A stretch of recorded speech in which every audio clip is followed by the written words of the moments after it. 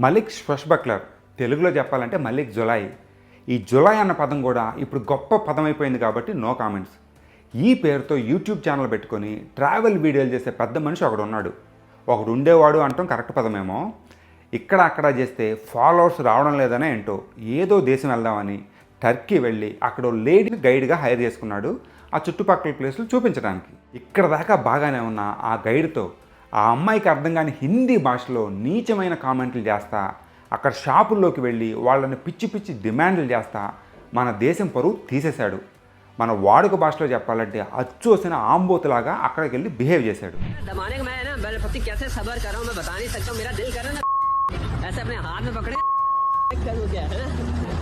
लेकिन अब उसके लिए मुझे रात का टाइम वेट करना पड़ेगा, आपको पिलाना पड़ेगा, उसके बाद ही ये हो सकता है.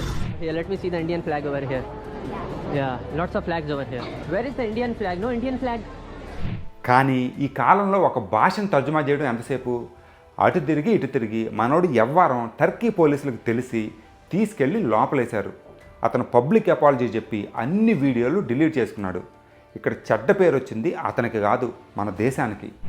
Türkiye'den ve Türk kardeşlerimden ve bütün Türk halktan, bütün Türk milletinden özür diliyorum. Ben sadece böyle komik amacıyla video çekiyordum, vloglar çekiyordum. అలానే మే నెలలో అమెరికాకి విహారయాత్రకు వెళ్ళిన ఒక అమ్మాయి ఒక స్టోర్లో 7 గంటలు తిరిగి తనకి కావలసిన వస్తువులన్నీ కార్ట్లో వేసి దొంగదారిలో బిల్లు కట్టకుండా వెళ్ళిపోవడానికి ట్రై చేస్తే పోలీసులు పట్టుకున్నారు.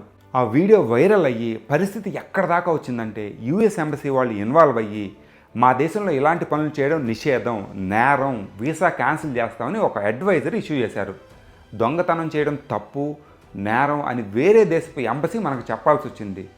ఆ విషయం మనకు తెలియదా? అగైన్ ఇక్కడ చెడ్డ పేరు వచ్చింది ఆ అమ్మాయికి కాదు, మన దేశానికి. మనం వేరే దేశం వెళ్ళినప్పుడు విహారయాత్రలో భాగంగా హోటల్కి వెళ్ళి అక్కడ సామాన్లు ఎత్తుకురావడం, వాళ్ళ సంస్కృతిని కించపరిచే విధంగా మాట్లాడటం, పబ్లిక్ ప్లేసుల్లో పెద్ద పెద్ద పాటలు పెట్టడం, పాడడం, డ్యాన్సులు వేయడం, అక్కడ తిరిగే అమ్మాయిల మీద నీచపు కామెంట్లు చేయటం, రోడ్డు మీద కారు ఆపి చెత్త పారేయడం, ఇవేం చేసినా కూడా చెడ్డ పేరు వచ్చేది అలా చేసిన వాళ్ళకి కాదు, మన దేశానికి. పైగా ఇవన్నీ చేసేది ఏమీ చదువుకొని పల్లెటూరు వాళ్ళు కాదు, చదువుకున్న గాడిదలు. ఇంకా చెప్పాలంటే పల్లెటూరు మనుషులే కొన్ని విషయాల్లో ఇంకా చాలా పద్ధతిగా ఉంటారు. కాసేపు ఓపెన్గా మాట్లాడుకుందాం. పురాతన దేశం, సనాతన ధర్మం, వేదభూమి, ఉపఖండం, ఇలా ఎన్ని గొప్పలు చెప్పుకున్నా బేసిక్ సివిక్ సెన్స్ కూడా లేని జనాలం మనం. పబ్లిక్లో పెద్ద పెద్దగా ఫోన్ మాట్లాడతాం, బిస్కెట్ తిని ఆ కవర్ని అలా రోడ్డు మీద పడేస్తాం. బస్సులో ఒక సీట్లో కూర్చుంటే వేరే వాళ్ళు మన పక్కన కూర్చోకుండా అక్కడ సంచిని అడ్డంగా పెడతాం. రాంగ్ రూట్లో దర్జాగా వెళ్తాం. కారులో నుండి వెళ్తూ కూడా పిల్లల డైపర్ ప్యాకెట్లు రోడ్డు మీద విసిరేస్తాం. ఎక్కడ పడితే అక్కడ టాయిలెట్కి వెళ్తా మన దేశం అంతా ఓపెన్ టాయిలెట్గా వాడుకుంటాం. సినిమా హాల్లో కాగితాలు చించి పారేస్తాం.